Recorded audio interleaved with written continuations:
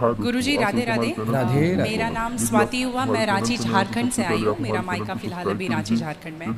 मेरा 4-5 सवाल है, इसलिए मैं फ़ोन लेकर के खड़ी हुई हूँ। मेरा पहला सवाल ये है गुरुजी की मम्मी जैसे जितिया करती है, हम लोग 3 भाई बहन हैं, 2 बहनें हैं, 1 भाई, और मेरे घर में एक छोटा सा कुत्ता भी है। तो वो गुरुजी भाई बहन के सम्मानी है समझ लीजिए। मतलब मम्मी हम लोगों के कंपैरिजन में उसको ज़्यादा प्यार करती है। मोस्ट ऑफ द टाइम उसके पीछे ही मम्मी का जाता है। तो जब मम्मी जितिया करती है तो कहते हैं सबको पहनाती हो वो बद्दी जितिया वाला, तो क्या हम उसको भी पहना सकते हैं? क्या पहनाती हो? वो जितिया जो पहनते हैं ना, अभी जितिया वाला जो पर्व था कुछ दिन पहले, या नहीं पहनाना चाहिए? ये क्या होता है, पहले ये समझाओ, हम अभी समझे नहीं। क्या होता है? भाषा मिसमैच मैं हो रही बताती हूँ। जैसे पति के लिए तीज किया जाता है, करवा चौथ किया जाता है, ठीक उसी प्रकार से बच्चों के लिए जितिया का पर्व किया जाता है। हमारे यहाँ उसे संतान सप्तमी कहते हैं शायद, मुझे इसका ज्ञान नहीं। हाँ, हमारे यहाँ उसको संतान सप्तमी बोलते हैं। ठीक ठीक है। देखो, बच्चों के साथ बच्चों का व्यवहार करो। जीव मात्र से प्रेम करना बुरा नहीं है। सबसे प्रेम करो, सबको रोटी दो, सबको प्यार करो, सबको दुलार करो। प्यार दुलार करने में कोई बुराई नहीं, पर हर चीज की मर्यादाएं। आप जितना प्यार अपने पति से करती हैं, आप उतना प्यार, उस तरह का प्यार पर पुरुष से करेंगे तो ये मर्यादा के खिलाफ। मतलब प्यार अब कहेंगे नहीं जी, जैसा हम अपने पति से करते हैं वैसे तुमसे भी करेंगे, वो अमर्यादित हो जाएगा। उसी तरह हम गाय से जो व्यवहार कर सकते हैं वो कुत्ते से नहीं कर सकते। तो हर चीज की एक मर्यादा है। कुत्ते को देहली के बाहर रखा जाता है, घर के अंदर नहीं। बट वो तो हमेशा घर में ही रहता है। वो आपकी अज्ञानता बस। कुत्ता जहाँ जहाँ अपने पांव रख देता है, कुत्ता जहाँ जहाँ होता है वो अशुद्ध हो जाती है जगह।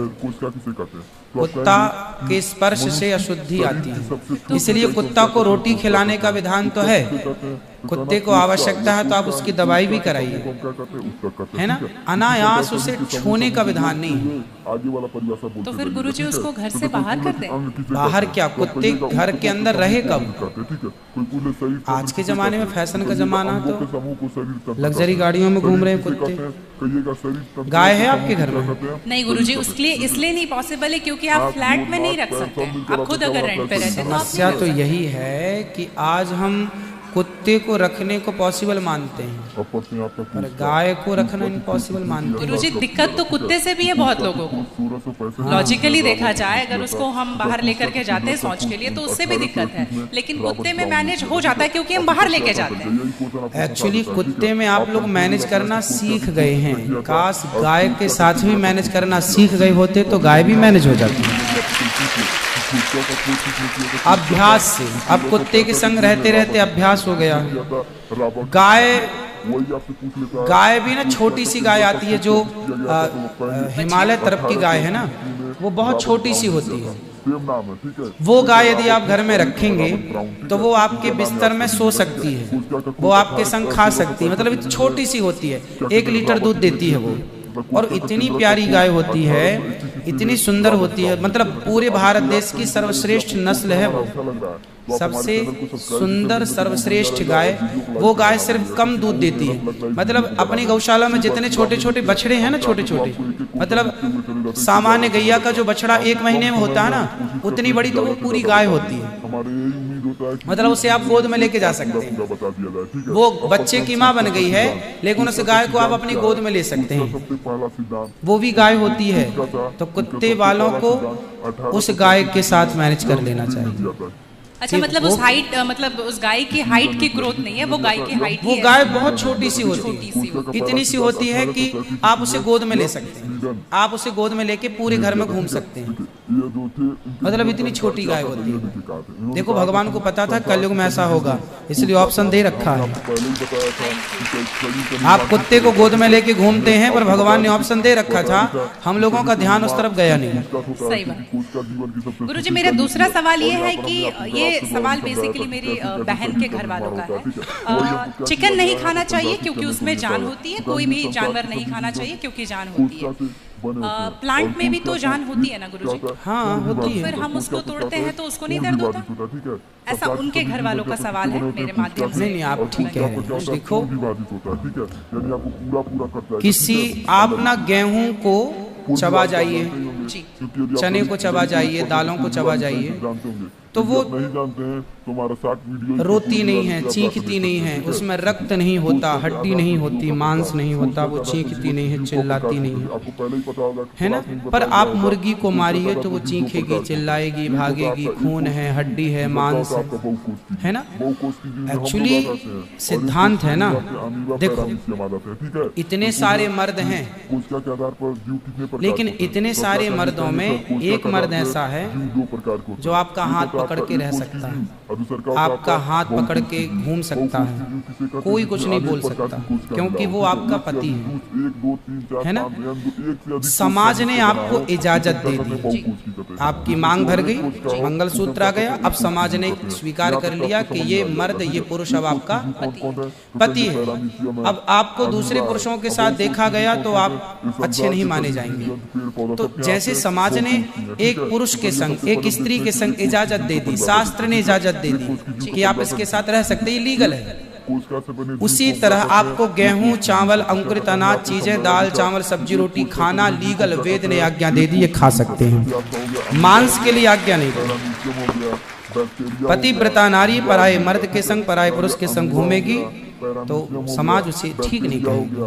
उसी तरह हमें शास्त्र आज्ञा करते हैं कि हमारे ठाकुर जी, हमारे राम फल खाते हैं, हमारे राम फल खाते हैं, दाल, चावल, साग, सब्जी, बादाम, काजू ये खाते हैं, तो हमारे राम, हमारे कृष्ण खाए, मतलब वेद ने आज्ञा दे दी कि आप ये खा सकते हैं, ये खाने का पदार्थ है। मांस शेर के लिए, बिल्ली के लिए, कुत्ता के लिए। क्या आप कुत्ता हैं? क्या आप बिल्ली हैं? क्या आप शेर हैं? क्या आप चीता हैं? फिर जब हम मनुष्य हैं तो मनुष्यवत व्यवहार करें। हम वो ना खाएं जो हमारे लिए नहीं है। अब मांस खाने वाले जानवर ना, आप गौर से देखिएगा, मांस खाने वाले जितने जानवर होते हैं, कुत्ता, बिल्ली, चीता, शेर, सब जीभ से चाट चाट के पानी पीते हैं। आपने कुत्ते को पानी पीते देखा? लेकिन आप कैसे पानी पीते हैं?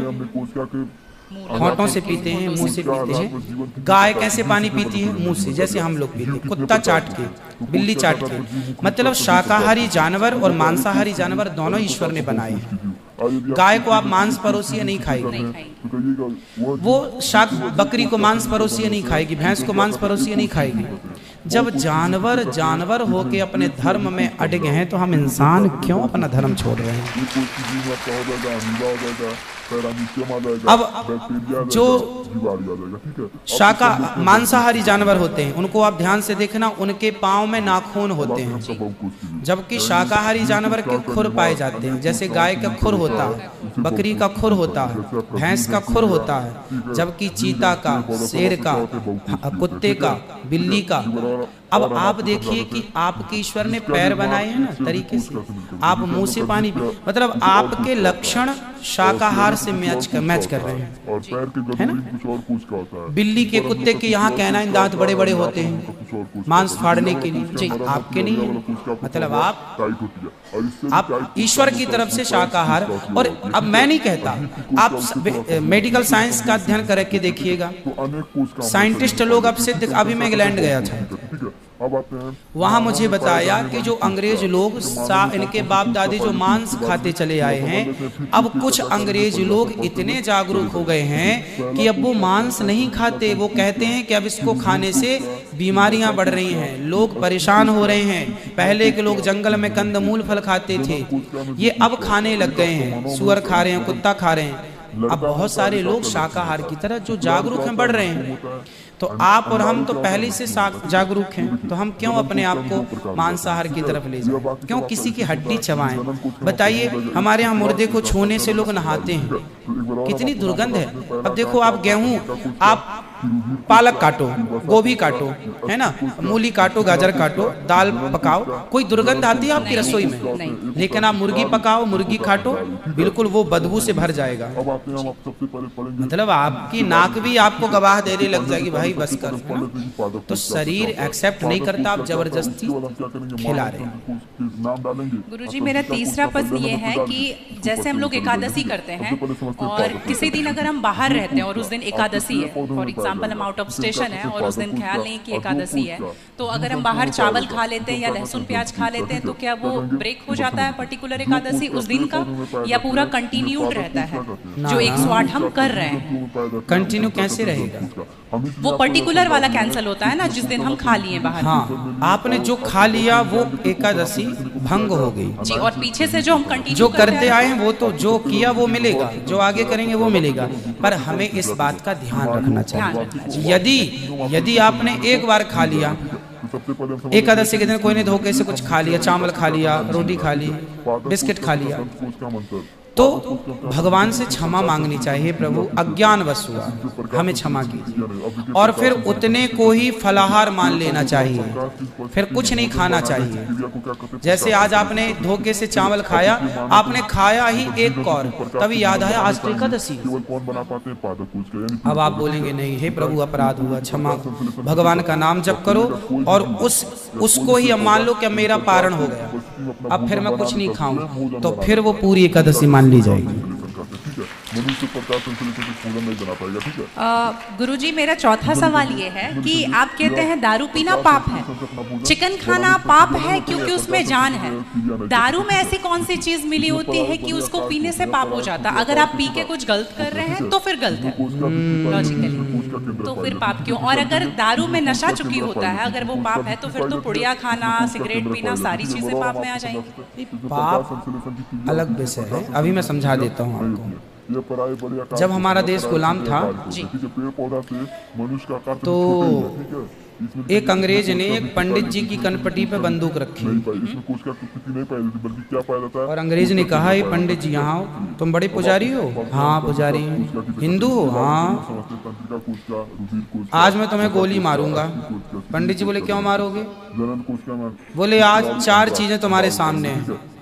अंग्रेज ने 4 चीजें पंडित जी के सामने रखी। पहले पराई स्त्री लाके रख दी, तुझे आज इसके संग रहना है। दूसरा मांस रख दिया, आज तुझे मांस खाना है। और तीसरा ढेर सारा सोना रख दिया। इतना सोना तो रोज भीख मांगता है ना, ले जा सोना। और चौथी दारू रख दी, शराब। इन 4 में एक चीज तुझे लेनी पड़ेगी, नहीं लेगा तो गोली मारूंगा। बोल क्या लेता है? पंडित जी बोले पराई औरत तो मैं नहीं देख सकता, मार दो गोली मुझे, पर मैं पराई स्त्री के, मेरी माँ बहन, मेरे संस्कार ऐसे हैं कि ये मेरी माँ बहन और बेटी है, मैं मर जाऊंगा पर चरित्र में दाग नहीं लगने दूंगा, तो ये स्त्री तो मैं नहीं ले सकता। अब मांस भी मेरे धर्म के खिलाफ है, आप गोली मार दो, मैं ब्राह्मण हूँ, मैं मर जाऊंगा पर ये धर्म नहीं छोड़ूंगा। और रहा ये सोना भी नहीं लूंगा, क्योंकि मैं भीख इसलिए बेईमानी करता तो भीख क्यों मांगता? मैं ईमानदारी से भीख मांग के खा सकता हूँ, बेईमानी का करोड़ों नहीं ले सकता, इसलिए सोना भी नहीं लूंगा। हाँ, पंडित जी को लगा ये तो पानी है, दारू शराब, हमको दारू पानी लगा, ये तो पानी है। पंडित जी को बेचारों को पता नहीं था कि दारू का क्या मजा है। अब उनको लगा ये पानी है, पिएंगे निकल जाएगी। पानी समझ के पंडित जी ने बोला कि चलो गोली कनपटी में बंदूक रखा है, चलो पी लेते हैं, अभी निकल जाएगी शाम तक। पंडित जी ने दारू पी, और जब दारू पी ली तो दारू जब पी तो नशा चढ़ा। और जब नशा शराब का जब नशा चढ़ता है तो इंसान नहीं रह जाता।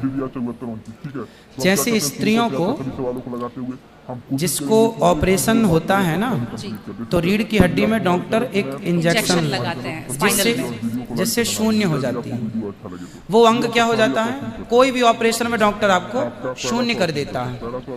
उसी तरह शराब आपके मस्तिष्क को, आपके सोचने विचारने की क्षमता को शून्य कर देती है, माइंड को शून्य कर देती है। आप ये निर्णय नहीं ले पाते कि क्या सही है और क्या गलत है। अब पंडित जी जब नशे में झूमने लगे तो उस स्त्री को छेड़ने लग गए, ए यहाँ जा, नशे में। तो यही तो प्रश्न था मेरा गुरुजी कि वो नशे में ऐसा कर रहे हैं तो गलत है। अगर जो बोलते हैं हम जेंटलमैन पैक पीते हैं, हम 2 पैक पीते हैं या 3 अच्छा ये बताओ, नशे में करने लगे तो गए, वो नशा आया कहाँ से?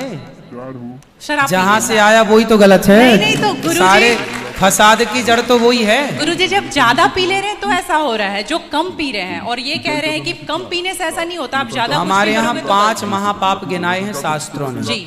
5 महापाप, उनमें से एक शराब है। शराब है, हाँ। शराब को महापाप इसलिए कहा गया है, ये बुद्धि भ्रष्ट, शराब पीने वाली की बुद्धि सात्विक नहीं हो सकती। आप शराब पीजिए, आप शराब पीने वाला व्यक्ति आध्यात्मिक नहीं हो सकता। जो ईश्वर से कनेक्टिविटी है, जो हम आध्यात्म जगत की बात करते हैं, देखो आप शराब पीने के शराब लोग क्यों पीते हैं? शराब कौन पीता है? समाज में 2 किस्म के लोग होते हैं।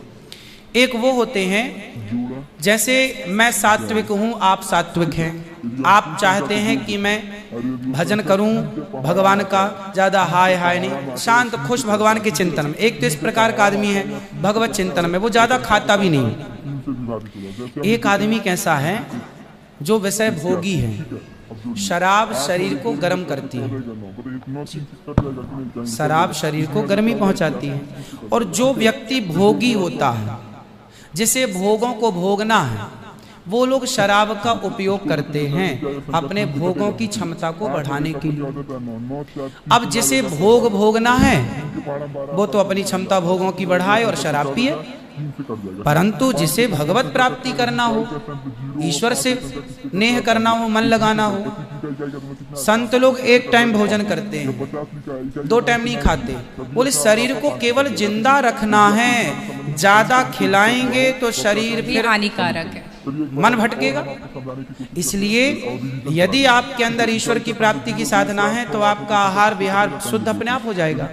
और मन में यदि कामना है तो फिर लोग तो चरस भी पीते हैं, अफीम भी लेते हैं। ये सब चरस अफीम क्या करती हैं? शरीर को उत्तेजित करती हैं। ये सब शरीर को उत्तेजित करने वाले पदार्थ हैं। तो बाकी जितने भी नशा वाली चीज हैं, गुटखा, खैनी, दारू जो भी हैं, ये सारे फिर उतने ही इक्विवेलेंटली सब नुकसानदायक है। खैनी से कैंसर होता है, सिगरेट से लंग्स खराब होते हैं। गुल से क्या होता है गुरुजी? किससे? गुल जो करते हैं, गुल क्या होता वो है? पाउडर एक होता है ना, नहीं वो मैं जानता नहीं।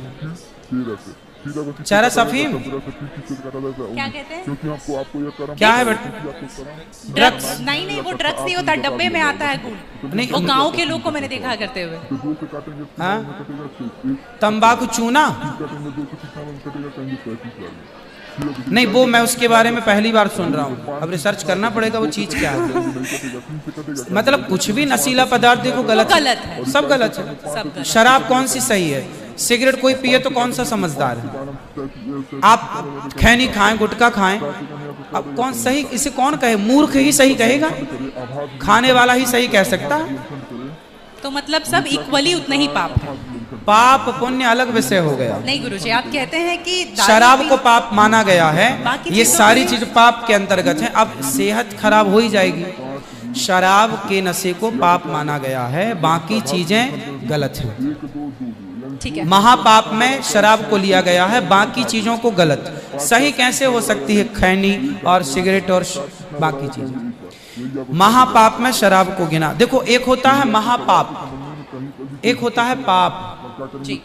महापाप 5 प्रकार के हैं, पाप अनेक प्रकार के हैं। तो पाप है, गलत है, ये सब चीजें गलत हैं। शराब महापाप है। आगे गुरुजी, मेरा लास्ट प्रश्न आपके माध्यम से ये बुलवाना है। बहुत सारे लोग खच्चर पर जाते हैं केदारनाथ, और वैष्णो देवी भी जाते हैं खच्चर पे।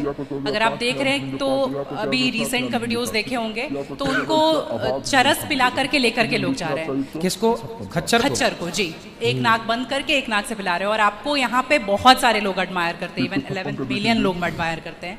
अगर आप ये बोल देंगे कि आप धाम जाते हो तो जाओ, लेकिन पैदल जाओ, इनका प्रयोग मत करो, तो मेरे लिए बहुत अच्छा होगा, क्योंकि हम बहुत ज्यादा ही एनिमल लवर हैं। तो ये देख करके लगा था मुझे कि कभी आऊंगी यहाँ तो आपके माध्यम से। इसलिए पहले के लोग जब तीर्थ यात्रा पर वहाँ केदारनाथ बद्रीनाथ जाते थे तो इस उद्देश्य से जाते थे कि अब वापस नहीं आना।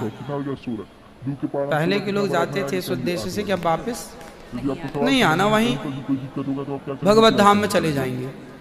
फिर दूसरे काटेंगे तो आजकल 3 दूनी 6 आखिर इसलिए आज के जमाने में तीर्थ 18 इत्यादि जवानी में ही कर लो। माँ बाप को समय है, पांव हाथ चल रहे हैं तो करा दो, भजन करो मस्त जवानी में, बुढ़ापा किसने देखा। तो समय से सब कर लो, बुढ़ापे में फिर तो खच्चर ही बचेगा। तो बुढ़ापा जो देखो बूढ़े लोग हैं जो नहीं चल पा रहे हैं पर आस्था है दर्शन की, तो वो अपने हिसाब से जाते हैं। नहीं तो गुरुजी हेलीकॉप्टर भी तो है ना। हाँ हेलीकॉप्टर का बजट सबका नहीं होता, हेलीकॉप्टर से सब नहीं जा सकते ना, उसकी टिकट ही महंगी है, 25-50 हज़ार रुपये लगता है, लाख रुपए भी लगता होगा, भगवान जाने, मुझे नहीं पता कितना लगता है। अब हाँ, सामान्य आदमी कहाँ वो 50 हज़ार की टिकट कटाएगा, वो तो 1000-2000 दे के जाना चाहेगा। तो सबके अपने अपने बजट हैं, पर ये कोशिश करो कि हम अपने पाँव पर चलें, हम किसी पर बोझ ना बने। ये सही है कि हम किसी जीव को परेशान ना करें। यदि वो गधा वधा जो भी है खच्चर, वो यदि स्वस्थ है, क्योंकि हमारे यहाँ राजाओं के जमाने में घोड़ों पर ही सवारियां होती थी, रथ घोड़ों के द्वारा ही चलाए जाते थे, तो उन घोड़ों का ध्यान भी रखा जाता था। पंच परमेश्वर कहानी है जुम्मन से खलगू चौधरी, उसमें एक इक्का गाड़ी की भी कहानी है ना, तो उसमें बैल के द्वारा इक्का गाड़ी चलाई गई, उसका जिक्र है। तो हमारे यहाँ पहले ना जैसे किसान खेत में जुताई करते थे, जुताई तो बैलों से होती थी, तो बैलों को ना दिन भर जुताई में रखते थे और रात भर उनको चराते थे। रात भर वो अच्छा घास खाएं, दिन भर उनको जब भी गर्मी पड़े 2 घंटे का रेस्ट, 2 घंटे छोड़ दें, वो चर लें, वो पानी पी लें, मतलब उनका प्रॉपर ख्याल रखा जाता था। आज कुछ लोग क्या है, पैसे कमाने के लिए उनका ख्याल तो रखते नहीं है, और वो पैसे लेने के चक्कर में ना उसको भरपेट खिलाते हैं, ना उसका पानी का ध्यान, ना खाने का ध्यान, तो वो कमजोर हो जाता है, मर जाता है कई बार। वही प्रॉब्लम है गुरुजी, वो 5-5 बार चढ़ाते हैं और आने के टाइम पे पूरा पाँव टूट जैसा जाता है और फिर उसका ध्यान नहीं रखते। उसकी खिलाई पिलाई हो, और एक समय होता है, यदि जवान है तो उसको उपयोग में लिया जाए, बूढ़ा है तो उसको रिटायर कर दिया जाए। अब बूढ़े गधे के ऊपर भी लोगों को बिठा कर ले जाएंगे, तो एक हर व्यक्ति जानवर हो या इंसान हो, हर चीज की क्षमता होती है। जवानी सबके साथ होती है और बुढ़ापा भी सबके साथ होता है, तो उन लोगों को भी इस बात का ख्याल रखना चाहिए। आप लोग भी अपने पांव पर चलने की कोशिश करें, और कुल मिला के जीव पर कोई भी भार ना बने, जीव मात्र को हम परेशान ना करें। धन्यवाद गुरुजी, थैंक यू। हमारे घर वालों ने हमें निकाल दिया है। क्यों? हमारी सौतेली माँ है, उन्होंने हमें निकाल दिया है, तो हम उरई के रहने वाले हैं। तो आपकी माँ सौतेली है, आपके पिताजी ने दूसरी भी शादी कर ली, और आपकी जो माँ है वो कहाँ चली गई? वो खत्म हो गई हैं। खत्म हो गई। तो आपके कोई भाई बहन भी हैं? बड़ी बहन है, उनकी शादी हो गई है। तो वो आपकी माँ की बेटी थी, मतलब आपकी सगी बहन थी वो? हाँ। उनकी शादी हो गई। तो आपके पिताजी ने दूसरा विवाह कब कर लिया? तब आप कितने बड़े थे? लगभग 5 साल के थे। तो आपको किस तरह से परेशान करती हैं सौतेली माँ? कहीं उनने बहुत कोशिश की हमें मारने की। हम इंटर तक, आसो हमने इंटर के पेपर दिए हैं इस साल, मगर हमें मरना नहीं, इसलिए उन लोगों ने बहुत कोशिश की। कैसे मारने की कोशिश की? कहीं कुछ खाने में जहर मिलाया, कहीं तो जहर मिलाया हो तो मरना चाहती हैं आप? मगर हमने खाया नहीं। हमें बहुत से लोगों ने उनने देखा है, उनने बताया, इसलिए हमने खाया नहीं। तो हम अच्छा, जहर था भोजन में पर आपने नहीं किया? नहीं। चलिए फिर 25 तारीख को लोगों ने हमें मारा, पीटा। और किसने मारा?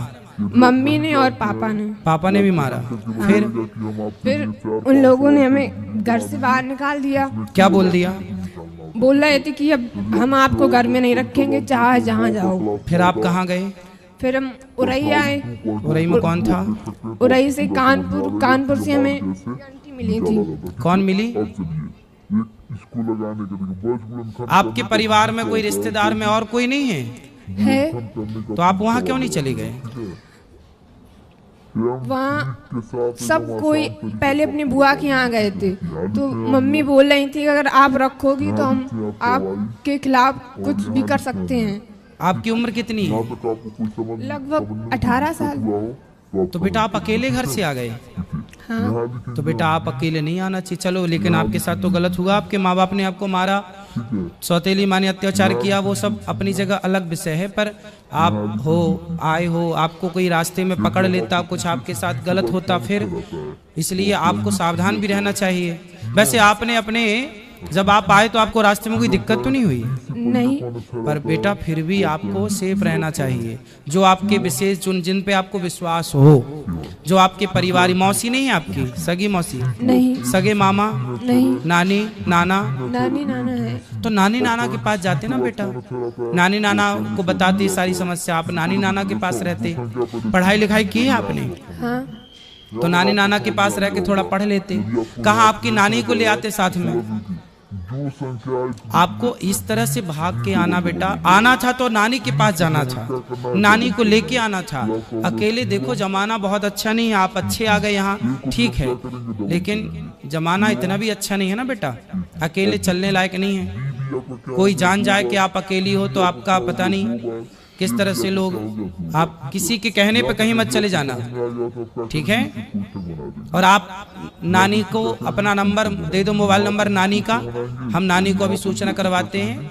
और तब तक आप यहीं गौरी गोपाल में भोजन करना, और यहीं जो पांडाल में सब लोग सो रहे हैं वहीं आराम से रहना। कल नानी को फोन अभी लगवा देना तो नानी कल आ जाएंगी, और नानी के पास रहना। आप मत जाना अपने उन माँ बाप के पास जो आपको प्रताड़ित कर रहे हैं, लेकिन नानी अच्छी है आपकी? नानी ज्यादा वो नहीं है, बूढ़ी है, उनके पास फोन नहीं है कुछ। और नाना? नाना नहीं है, खत्म। तो घर में अकेली नानी रहती है? हाँ। फिर उनको कौन खिलाता पिलाता बनाता होता हो? कौन बनाता खिलाता होगा? इतने बस खाना ना बना के खा लेती, बस अकेले रहती। नहीं, जब और बूढ़ी हो जाएंगी तो उनको कौन करेगा सब काम? उनका कौन सहारा है उनका? आप उनका सहारा बन जाओ, आप उनका सहारा भी बन जाओगी, आप वहाँ रहना भी, और फिर आप पढ़ लिख भी वहाँ लेना। फिर आपकी नानी जहाँ चाहे आपका समय से भी वो देख लेंगी कि मेरी बेटी का मेरे को ब्याह करना है, वो तुरंत एक अच्छा सा लड़का देख के आपका विवाह करवा देंगी, वो मरने के पहले आपका परिवार सेटल कर देंगी। बूढ़ी तो है ही, अनुभव तो है ही उनको, तजुर्बा जीवन का। आपकी नानी से बेहतर आपका भला अभी वर्तमान में कोई नहीं चाहता होगा, क्यों जी? बात सही है? आपकी नानी से बेहतर, आपकी नानी जितना भला आपका चाहती है और आपकी नानी जितना भला आपका कर सकती है, उतना भला आपका कोई नहीं कर सकता। हर व्यक्ति आपसे कोई ना कोई स्वार्थ से जुड़ेगा, पर आपकी नानी आपसे बिना स्वार्थ की जुड़ी है, और उसे, उस बूढ़ी माँ को तुम्हारा सहारा मिल जाएगा और तुम्हें उसका सहारा मिल जाएगा। जी गुरुजी। तो बात समझ में आई? तो क्या करना है बताओ? नानी के पास जाना है। हाँ, नानी कहाँ है आपकी? पुकराया गांव है। कहाँ पर है? कानपुर देहात, पुकराया। कानपुर के पास। अच्छा, हम आपको कानपुर की बस में बिठा देंगे तो आप कानपुर से फिर अपने नानी घर चली जाओगी? नहीं, कानपुर देहात, पुकराया गांव है। अच्छा, तो आप चली जाओगी ना कानपुर से फिर वहाँ? हाँ। आपको सब पता है ना? हमें कानपुर में एक आंटी मिली थी, यही हमको यहाँ अच्छा, ले तो आए। फिर आंटी से बात, आंटी नहीं चाची से बात करा। राधे राधे गुरु। कहाँ सी हो मैया, कहाँ से हो? हम यही कानपुर में रहते हैं। अब आपको हम एक जिम्मेदारी दे रहे हैं। हम जिम्मेदारी, हम ही इनके साथ, मतलब हम लोग 3-4 लोग परिवार सहित थे, तो ये सेंटर में हमको मिली, तो हमने कहा चलो अब इनके रास्ते का किराया, भाड़ा, खाना पीना सब हम देंगे, नहीं, और यहाँ से लेके और आप इनकी नानी तक इनको पहुँचाना। नहीं, हम इनसे बोल रहे थे कि अगर आपके यहाँ कोई खास लोग हों तो बताइए, हम तुमको घर तक उनके छोड़ के आएंगे। आप लेकिन ये तो बताइए, हम पति पत्नी रहते हैं किराए के मकान से। सुनो, अगर आप ठीक है, आपने रास्ते में इनकी हेल्प कर दी, मिल गई, ये बहुत अच्छा। अभी आप ना रात को इनको यहाँ गौरी गोपाल में भोजन कराना। आपने रूम लिया है? कहाँ रुके हो रात, नाइट कहाँ है? नहीं, अभी तो जा रहे थे, आज वहाँ से घर जा रहे थे कानपुर। तो आज रात को ही निकलोगे? हाँ। काहे से? ट्रेन से निकलेंगे गुरुजी। तो फिर आप लोग ना रास्ते में इसको साथ में ले जाना। हम नहीं, हम शुरू से वहाँ से लेके आए हैं, पूरा साथ अभी तक दिया है, और वह सोच रहे हैं कि चलो हमारे साथ चलना, अगर तुम्हारा कोई खास हो। नानी तो नानी इनको इनकी नानी के घर तक पहुँचाना। हम इनके नानी के घर के अंदर छोड़ के आएंगे, हम ये जिम्मेदारी इतनी ले रहे हैं। हाँ, और सुनो पाठक जी, ये चाची का मोबाइल नंबर ले लो। दे दिया है, हमने इनका भी ले लिया है कि नंबर अपना दे दो, तो कह रही थी हमारी सहेली ने दिया है नंबर हमको। नहीं, आप ना अपना नंबर हमें दे देना, जब ये पहुंच जाए तो हमें एक फोन लगा देना कि बेटी पहुंच गई, तो हमें थोड़ा तसल्ली हो जाएगी कि हाँ पहुंच गई। ठीक, धन्यवाद। ठीक है, सुनो बेटा, एक बार बात कराओ। हाँ तुम्हें कुछ पढ़ना लिखना है? हाँ, क्या पढ़ना है? अभी इंटर के पेपर दिए, अब आगे BA BSc कुछ भी कर सकते हैं। तो फिर आप पढ़ना, और आप पढ़ाई में जो खर्चा आएगा ये आपका भाई उठाएगा। ठीक है, अपनी नानी के पास रहना पर, हाँ और अपनी नानी को मत छोड़ना, बूढ़ी माँ है ना, सेवा करना, उसका बहुत आशीर्वाद मिलेगा आपको। और पढ़ाई भी करना, और नानी से प्यार भी करना, नानी की सेवा भी करना, और फिर नानी के कहने पर कोई बढ़िया लड़का हो, नानी की आज्ञा पर, तो शादी भी कर लेना। ठीक है, और पढ़ाई लिखाई में कोई दिक्कत आए तो मैं आपका कौन हूँ आज से? भाई। हाँ, आपका भाई हूँ मैं। कोई भी दिक्कत आए तो अपने भाई से बोल दिया करो। पाठक जी का नंबर ले लो, कभी हमसे बात करनी हो तो आप बात कर लिया करो। ठीक है, कोई भी दिक्कत हो आप बताया करो। ठीक है, और यूं आज से घर ना छोड़ना।